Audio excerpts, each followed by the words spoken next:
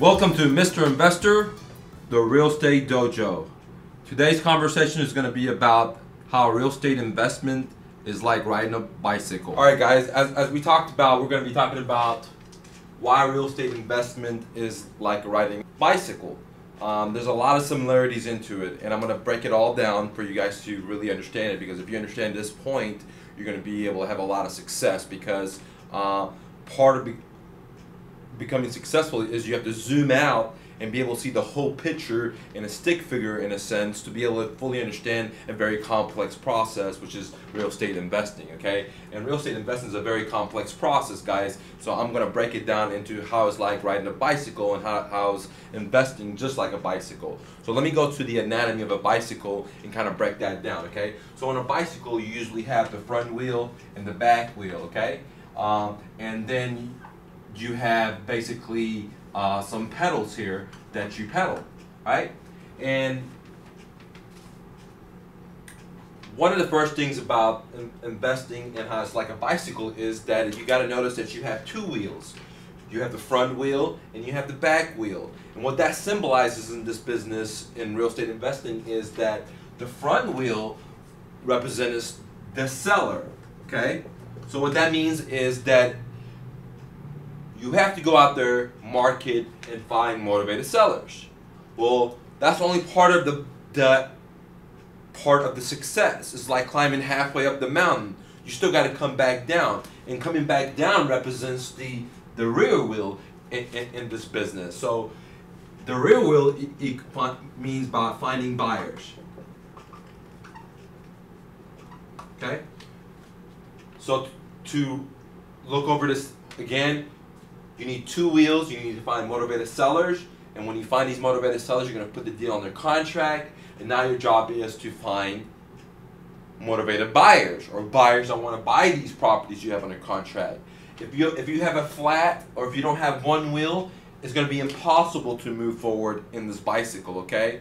And it's, like I said, you might have to get out and walk, and walking in this scenario represents getting the job. Where a bicycle, you're able to travel further, but you need more things besides your foot, okay? So you need two wheels. But again, that's not it. So the business itself, the business represents the bicycle.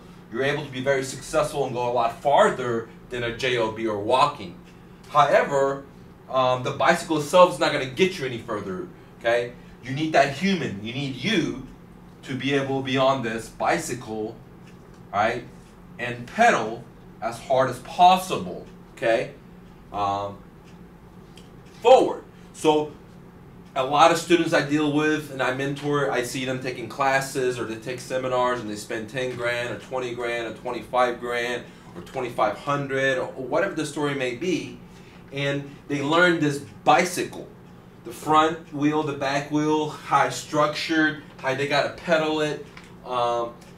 However, they don't learn that it's them that needs to make this bicycle move forward, because anybody knows that the bicycle is going to travel at a farther distance than walking. However, riding a bicycle is a lot harder if you've never done it before than walking. Okay, does that make sense?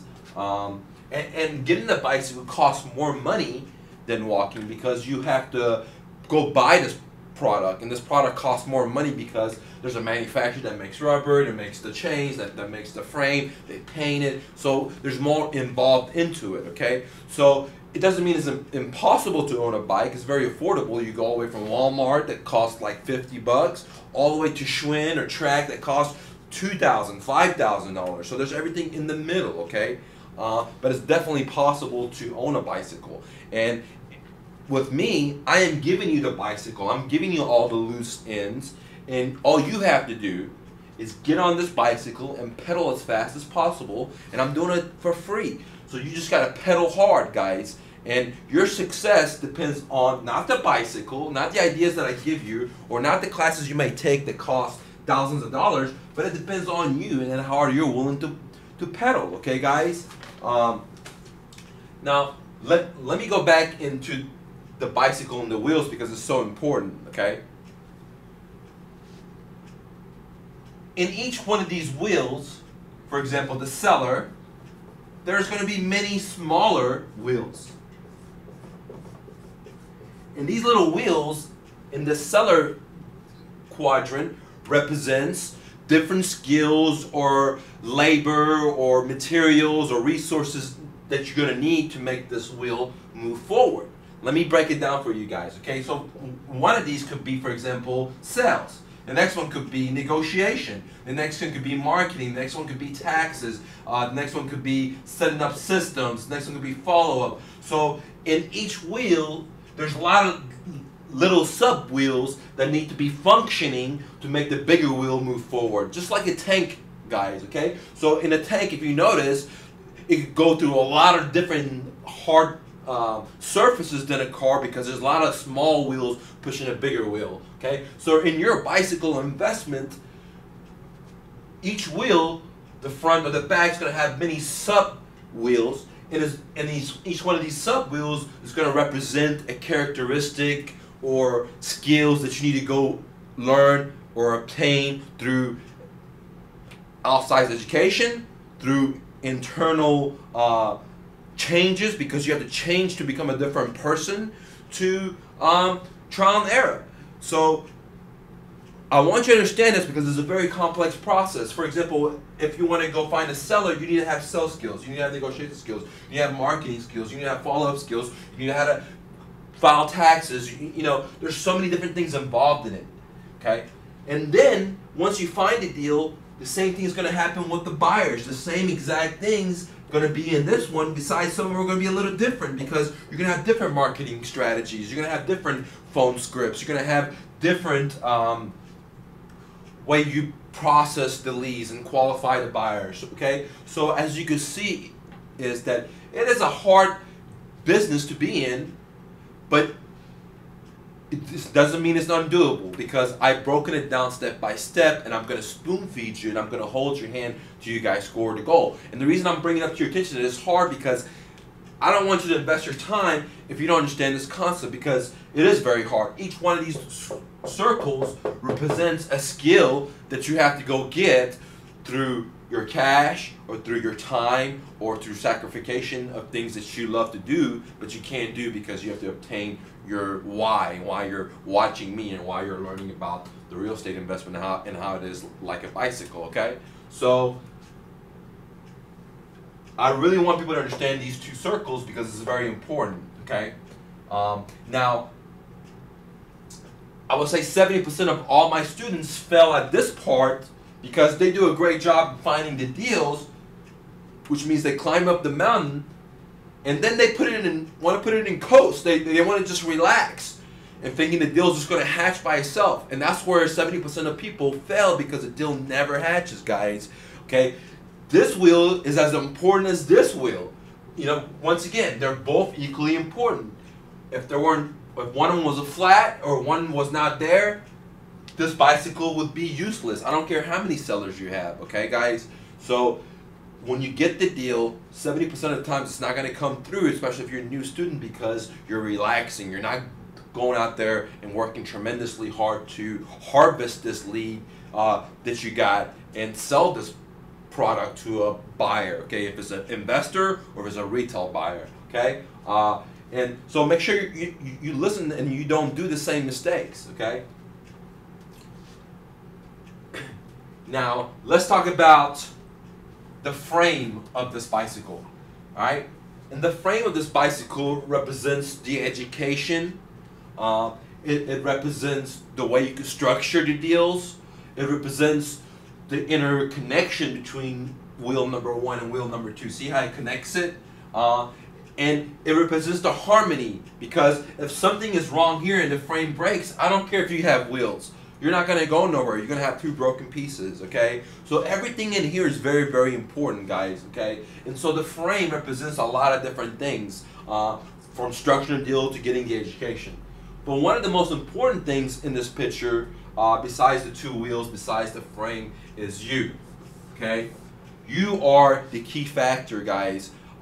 There's too many people that I know have so many advantages and they're not taking opportunity to that. And I know people that have high school educations and they have became millionaires And I know that it's all possible in America, and the main cofactor is that person, okay? It's not the external, it's not anything else, it's them, okay? So that is why if I was gonna bet on anything, it's you. You have to be the one that's gonna make this bike go forward, okay? And what you want to do when you're on this bicycle is you want to look forward to your goals, okay? You don't want to look down on the ground, because if you do look down on the ground, you're going to land on the ground. And what does down on the ground mean? You're looking at all the reasons why it's not going to happen. Oh, I don't have money, I don't have credit, or I don't have enough leads, or the sellers are telling me no, or you know, I'm calling on Craigslist and there's too many investors, or you know, I just don't know,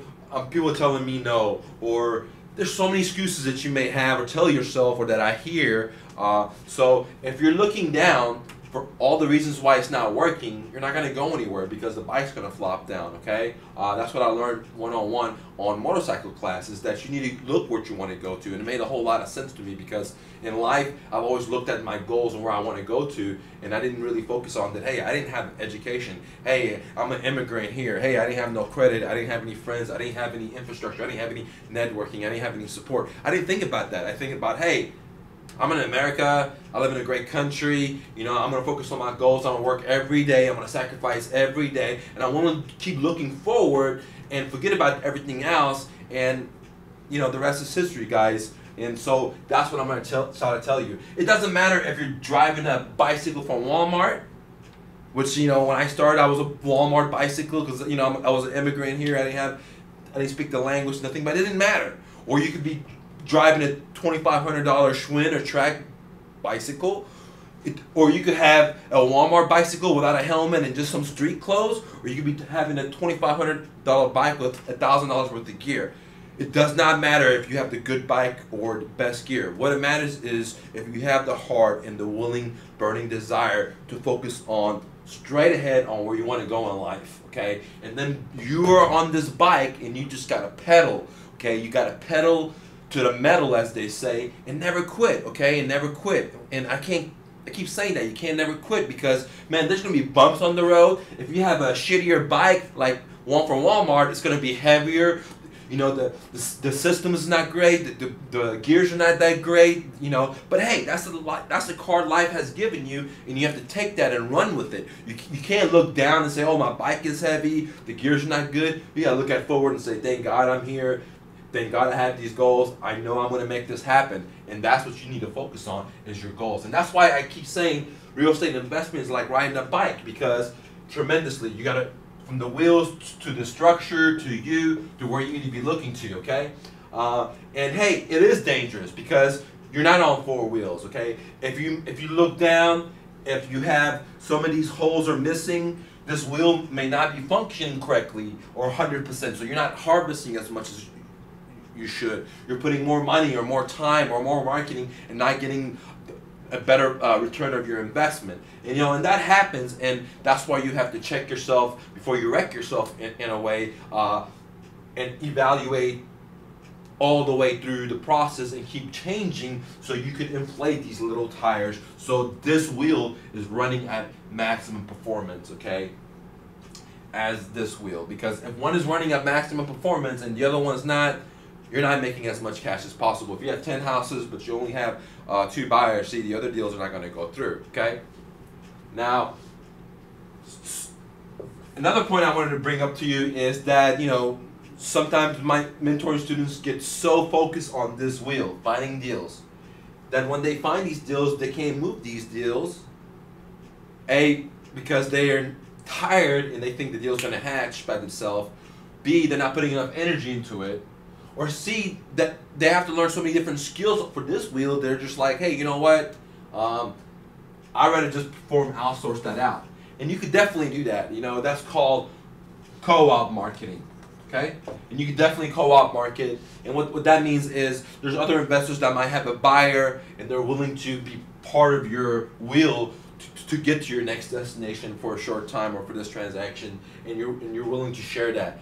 But if you co-op market, just understand that you're going to have to split your profits. You know, most co-op marketers that I know want 50%. So for example, if the deal you're making $5,000, they want 2,500. Okay, and is there anything wrong with that? No, absolutely not. But I always like to train my mentors to go and create your own wheels, create your own system, so you're independent. Sometimes we need co-op marketing, sometimes we need other people to help us move our units, but that's great. But let's go ahead and try to move the unit yourself, because if you could do it yourself, why not keep the 5? So there's a lot of different ways you could do it. I'm going to show you how to do it so you're able to keep the 5. But the only thing you got to do is make sure you get on this bicycle and pedal, man. Because if you're not willing to pedal, you got to give some of your money up to a co-op market.